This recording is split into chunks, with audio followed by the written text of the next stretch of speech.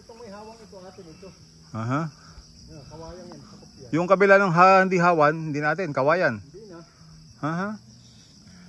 Saan daan? Mula sa Sapa. Tapos doon ang boundary doon. Hanggang doon sa dulo. Kailangan pala ito relocation survey ano. Ha? Para ma-identify. Pagitan, pero yung mga muhon hindi ko alam. At least pagitan. Ayan, yung buling yan. Tapat pag ganito. Ito mga bunot na to, saan galing to? Sa atin, yan yung sinisigaan. Pinagtalo pa nung una. Tayo na naggumawa yan, tayo nang nagsigaan yan. Dyan sa pool. Anong dumating tayo na sigaan na yan? Gawin na yan. So yung mga nauna? Matagal na yan.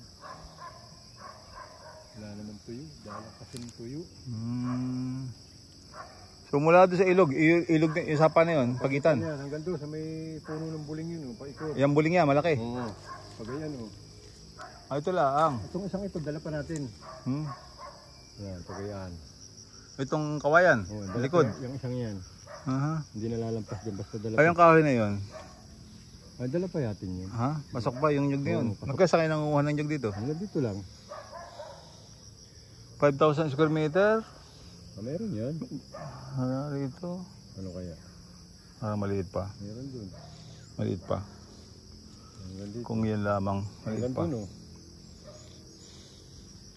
5,000 square meter. Medyo maliit pa. Siguro pag nakita yung boundaries ano. Pag nakita mo. Pag na-resolve siguro, ma-identify yung boundaries. Tapos may muhon or palagyan ng muhon. Pag magpaparesolve dito, dapat kasama yung makikita nung may-ari ng partido. Sasabihan ko naman yun. Papasabihan ano. Siguro pa-survey ito. Sasabihan mo yun para alam nila na magpapasukat. So anong maganda ritong... Pero maganda itong lupa mo ito kaysa doon sa malapit ito.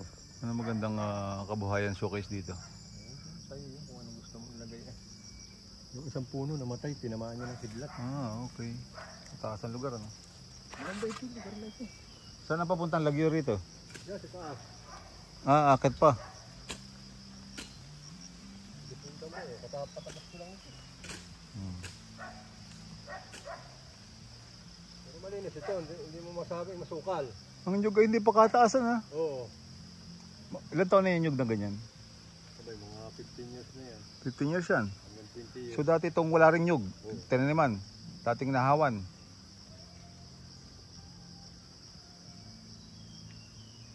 Okay. Anong mga pwedeng itanim sa mga lalim ng nyug?